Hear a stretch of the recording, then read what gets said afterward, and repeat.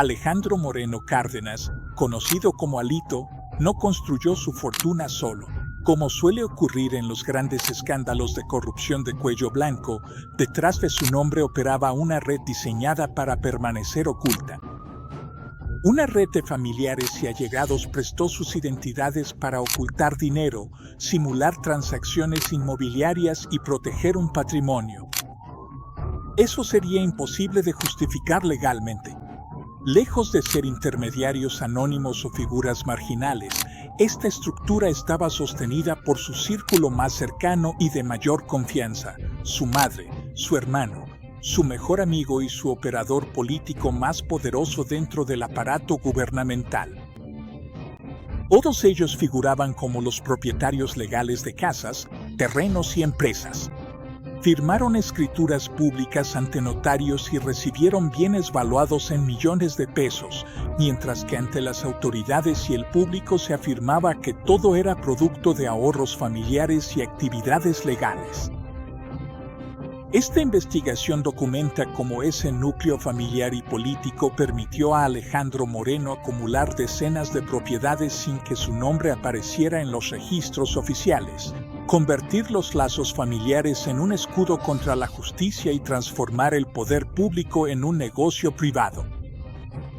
El resultado fue la creación de uno de los fraudes patrimoniales más significativos en la historia reciente de Campeche. Un esquema en el que el apellido familiar servía como armadura, la lealtad personal como garantía de impunidad y la política como un negocio familiar, que, hasta el día de hoy, ha evitado que cualquiera de sus miembros pise la cárcel. El epicentro de esta historia se encuentra en una de las zonas residenciales más exclusivas del estado, el complejo Lomas del Castillo, un enclave asociado con el poder, el lujo y la élite política y económica de Campeche, donde la discreción y el valor de las propiedades funcionan como símbolos de estatus. Desde ahí, bajo una imagen cuidadosamente construida de estabilidad política, éxito profesional y avance institucional, Alejandro Moreno proyectó al público la idea de una fortuna sólida, supuestamente construida de manera legítima y gradual. Sin embargo, detrás de los muros de su mansión, valuada en aproximadamente 128 millones de pesos, la narrativa comenzó a resquebrajarse. A medida que avanzaba su carrera política, también nacía un esquema de enriquecimiento que crecía al mismo ritmo, de manera paralela y silenciosa. No se trataba solo de una propiedad emblemática, sino de un entorno inmediato que empezó a reflejar de manera constante una rápida acumulación de bienes raíces registrados a nombre de personas cercanas, pero todos vinculados al mismo núcleo de poder. Durante el periodo en que Alejandro Moreno pasó del Senado a la gubernatura, los registros públicos empezaron a mostrar un patrón imposible de ignorar. Las propiedades comenzaron a aparecer una tras otra, las transacciones inmobiliarias se multiplicaron y el volumen de bienes aumentó, sin que existiera una correspondencia clara con los ingresos declarados oficialmente ante las autoridades fiscales. La brecha entre la imagen pública de legalidad y los datos que surgían de los registros se volvió cada vez más evidente, marcando el punto de partida de una investigación que pondría bajo la lupa no solo una residencia de lujo, sino todo un esquema de acumulación de bienes. Ese crecimiento patrimonial no fue resultado de esfuerzos individuales, decisiones al azar ni oportunidades aisladas que ocurrieron por casualidad.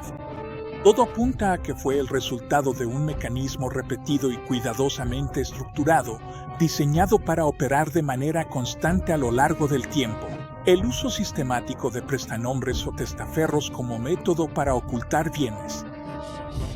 El objetivo de este esquema era claro: registrar directamente decenas de propiedades a nombre de Alejandro Moreno Cárdenas habría activado de inmediato alertas fiscales y judiciales, generando preguntas sobre el origen de los fondos y la congruencia entre los ingresos declarados y los bienes acumulados.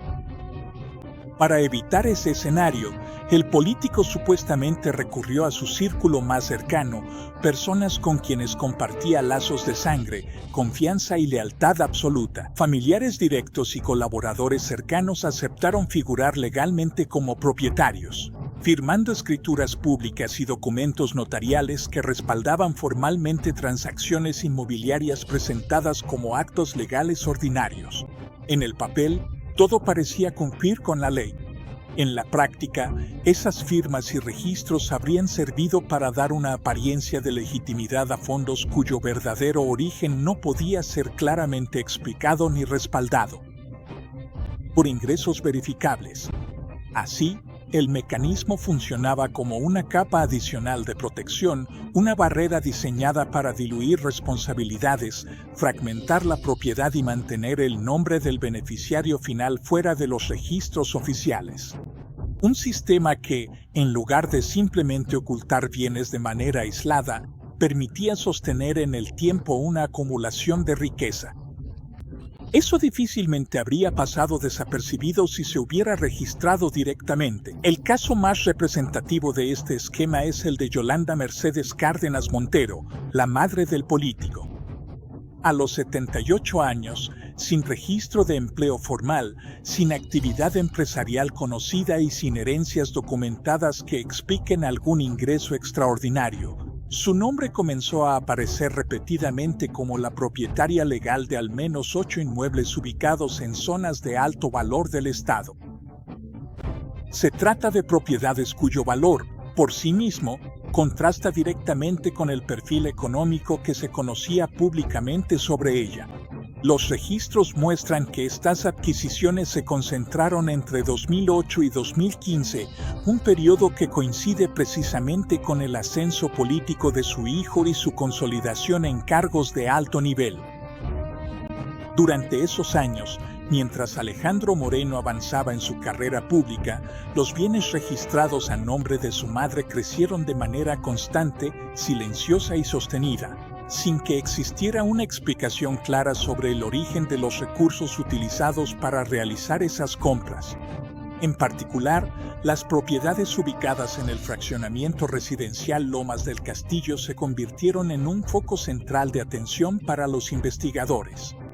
De acuerdo con peritajes realizados por la Fiscalía de Campeche, las operaciones mediante las cuales se adquirieron estas propiedades presentan elementos que apuntan a posibles simulaciones legales, tanto en los valores declarados como en la estructura de las transacciones. En el papel, las ventas parecían cumplir con la ley. Sin embargo, al analizar los tiempos, los montos y las partes involucradas, surgieron inconsistencias que pusieron estas adquisiciones bajo un escrutinio más profundo. Así, el nombre de Yolanda Cárdenas pasó de ser el de una persona desconocida en la vida pública a convertirse en una figura clave dentro de la investigación.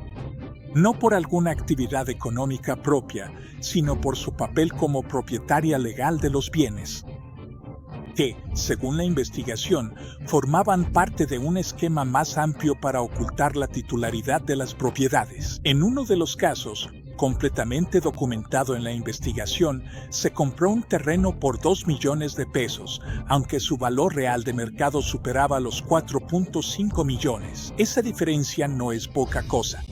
Estamos hablando de una subvaluación de casi el 70%, una brecha que difícilmente puede explicarse como un error administrativo o una simple discrepancia comercial. Para los investigadores, este tipo de transacción encaja con los patrones clásicos de simulación utilizados para distorsionar el valor real de los activos y reducir artificialmente las cargas fiscales asociadas con la operación.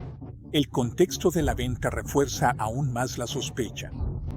El vendedor no era un tercero ajeno, ni una empresa sin vínculos con el ámbito político, sino una persona moral relacionada con allegados de Alejandro Moreno Cárdenas. Esta relación permitió declarar un precio que no correspondía al valor de mercado, facilitando así una transacción en la que sí hubo intercambio de dinero, pero bajo condiciones diseñadas para ocultar su verdadero flujo y minimizar cualquier rastro que pudiera activar alertas fiscales o financieras. Cuando la fiscalía intentó avanzar con la investigación y solicitó interrogar a Yolanda Cárdenas, la respuesta fue el silencio. La madre del político se negó a rendir declaración y su defensa presentó recursos legales argumentando que, debido a su avanzada edad y supuestos problemas de salud, no estaba en condiciones de enfrentar un proceso judicial.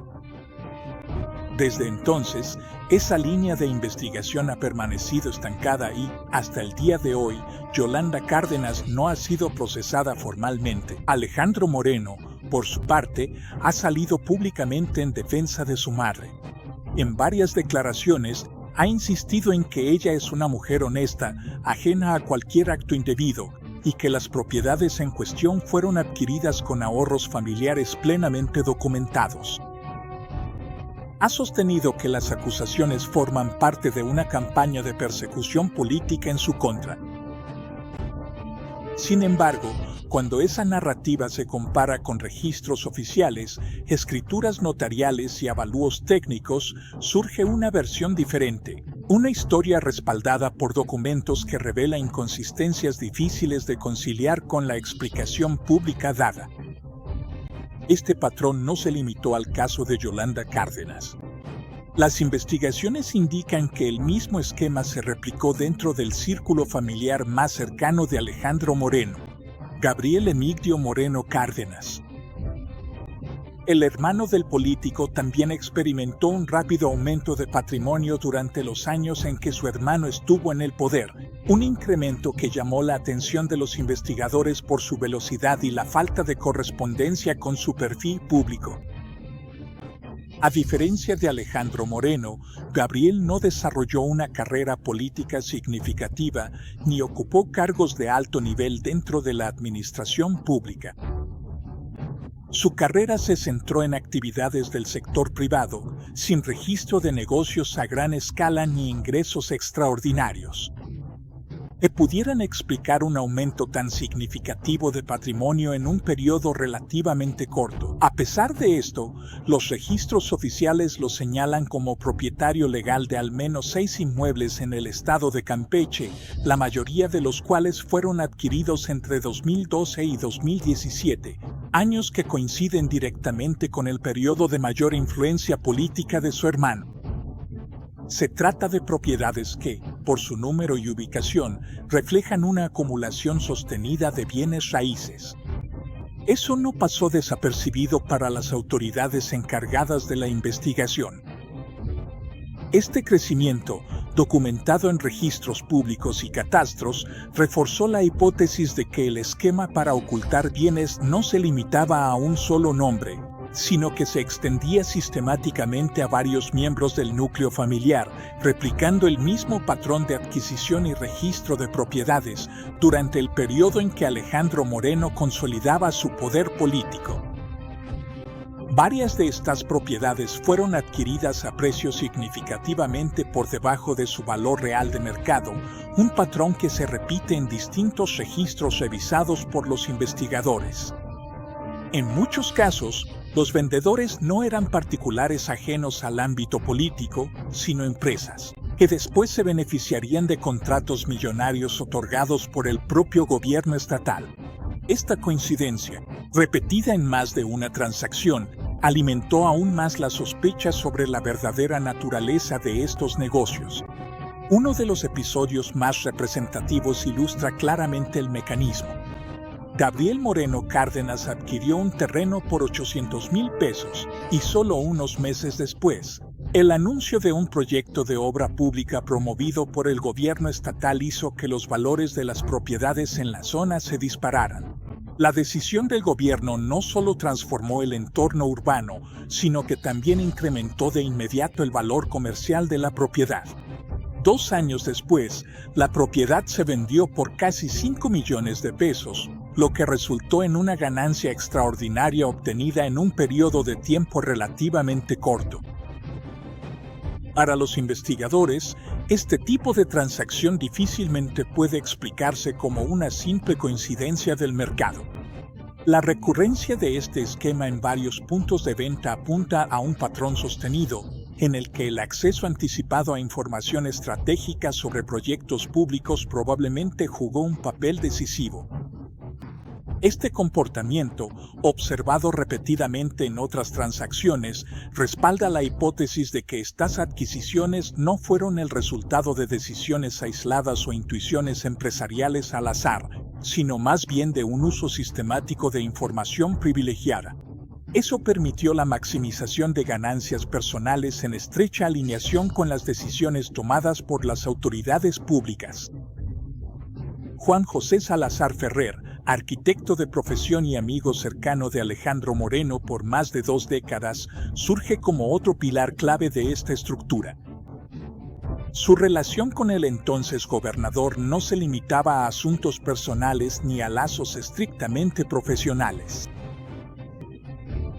Salazar Ferrer no solo fue responsable de diseñar varios edificios dentro del complejo Lomas del Castillo, incluida la mansión valuada en 128 millones de pesos, sino que también jugó un papel clave como intermediario en múltiples transacciones inmobiliarias, conectado a los círculos de poder. Según informes de expertos financieros, entre 2010 y 2018, Salazar Ferrer recibió transferencias bancarias que superan los 35 millones de pesos, registradas como pagos por honorarios profesionales.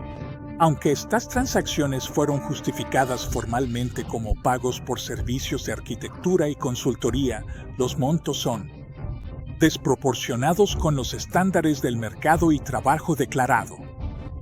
Esta desproporción alertó a los investigadores, analizando su papel como actor clave en canalización de fondos. Además de eso, su despacho de arquitectura fue beneficiado con contratos públicos que, en total, superaron los 40 millones de pesos durante el gobierno estatal encabezado por Alejandro Moreno.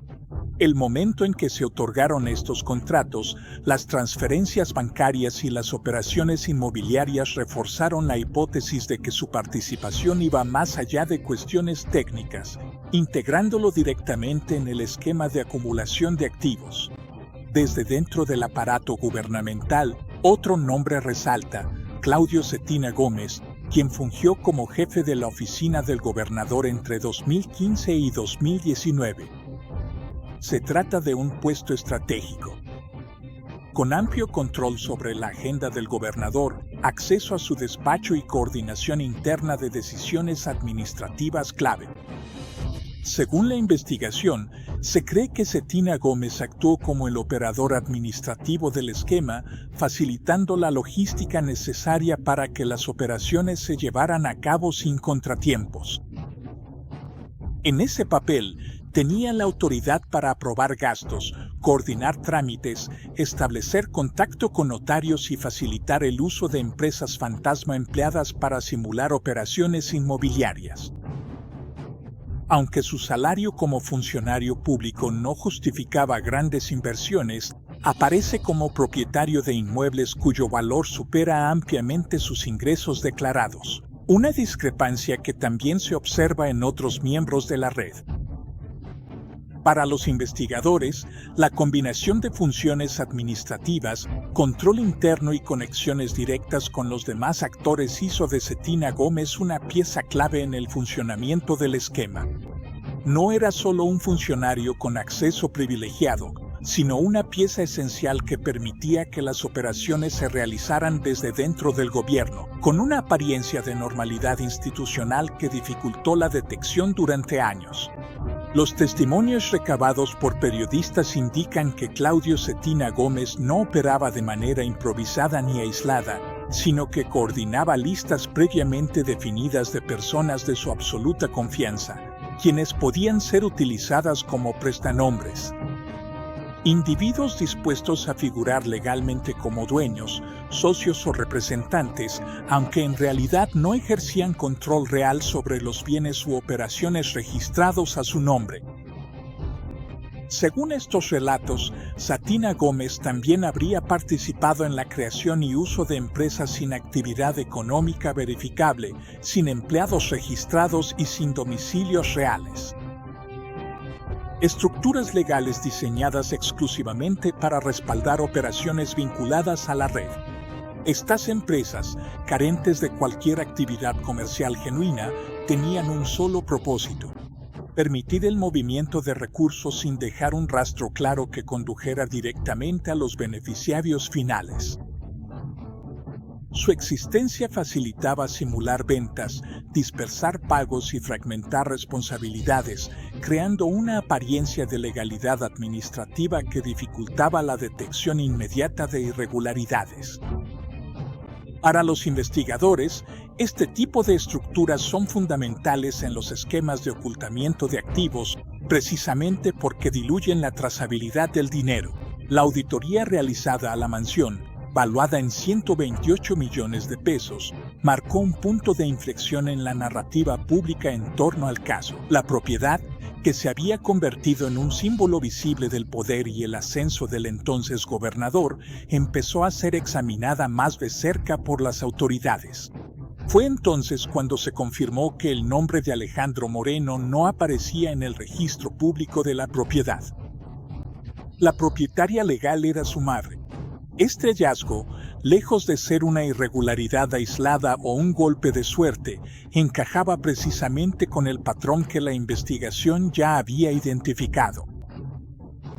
La ausencia del nombre del principal beneficiario en los registros oficiales no era una excepción, sino la regla dentro de un esquema sistemático de ocultamiento de bienes. Según la Fiscalía, este mecanismo permitió a la red acumular al menos 47 propiedades y concentrar operaciones financieras sospechosas que superan los 82 millones de pesos. Cifras que, al ser analizadas en conjunto, refuerzan la hipótesis de una estructura diseñada no solo para adquirir bienes, sino para mantenerlos fuera del escrutinio directo de las autoridades durante años. A pesar de la solidez de las pruebas acumuladas, escrituras con valores presuntamente manipulados, transferencias bancarias sin justificación clara e informes periciales que documentan inconsistencias, el caso sigue estancado. La investigación no ha derivado en procesos judiciales concluyentes ni en una rendición de cuentas penal efectiva. En cambio, el expediente se ha quedado atrapado en un laberinto legal que avanza a paso de tortuga, marcado por aplazamientos, suspensiones y resoluciones pendientes. De acuerdo con la forma en que se ha desarrollado el proceso, la red de involucrados ha despegado una estrategia de desgaste legal, presentando constantemente amparos y recursos de revisión y solicitudes de nulidad procesal. Cada maniobra legal ha tenido el efecto inmediato de retrasar los procedimientos, fragmentar las investigaciones y diluir el impulso inicial del caso. No se trata de una defensa aislada, sino de una respuesta coordinada que ha logrado mantener el expediente en pausa prolongada. Procesar a todos los involucrados significaría abrir una verdadera caja de Pandora. Significaría revisar el papel de los notarios que validaron escrituras con valores cuestionables, de los funcionarios que autorizaron trámites y permisos sin levantar ninguna alerta, de las instituciones financieras que procesaron transferencias sin activar alertas y de los actores que, ya sea por acción u omisión, validaron o toleraron el funcionamiento del esquema. Un movimiento de tal magnitud tendría no solo consecuencias legales, sino también implicaciones políticas e institucionales de gran alcance. El mensaje que deja este caso es inquietante. La corrupción puede ser no solo rentable, sino también heredable. Los lazos familiares se convierten en una herramienta. Los familiares sirven como prestanombres. La lealtad política actúa como un escudo, y el poder se convierte en garantía de impunidad. Esto no es solo un esquema financiero, sino una lógica de protección que se reproduce dentro del círculo íntimo del poder. Hasta diciembre de 2025, ninguno de los miembros de esta red ha rendido cuentas ante la ley. La evidencia existe, los documentos están incluidos en los expedientes del caso y los peritajes han sido elaborados. Sin embargo, el sistema no ha logrado romper la barrera. El contraste entre la solidez de las pruebas y la falta de consecuencias legales sigue siendo uno de los aspectos más reveladores del caso, y también uno de los más incómodos para las instituciones encargadas de impartir justicia. La historia de la tarjeta Moreno en su familia no es solo sobre un político acusado de presuntos actos de corrupción. Sobre todo, es la crónica de cómo una familia y su círculo cercano lograron convertir el ejercicio del poder público en un mecanismo de acumulación privada, usando la cercanía, el parentesco y la lealtad como herramientas para proteger intereses económicos que crecieron al amparo de la política. También es la historia de un sistema en el que los operadores siguen libres, los nombres de confianza continúan resguardando fortunas y los engranajes que hicieron posible el esquema aún no han rendido cuentas. Mientras estos actores clave no enfrenten consecuencias legales, la justicia en Campeche seguirá pareciendo una promesa incumplida, lejana y selectiva. Incapaz de romper el escudo que protege a quienes han aprendido a moverse dentro de las estructuras del poder. Más allá de los expedientes y los números, el caso expone una dinámica profundamente arraigada, una en la que la corrupción se normaliza, se hereda y se protege dentro de los ámbitos familiar y político. Un modelo que no solo permite la acumulación ilícita, sino que también perpetúa la impunidad como regla y no como excepción. En este contexto, la corrupción deja de ser un hecho aislado y se convierte en un negocio familiar que prospera en las sombras, sostenido por el silencio, la complicidad y un sistema de justicia que hasta ahora no ha logrado imponerse.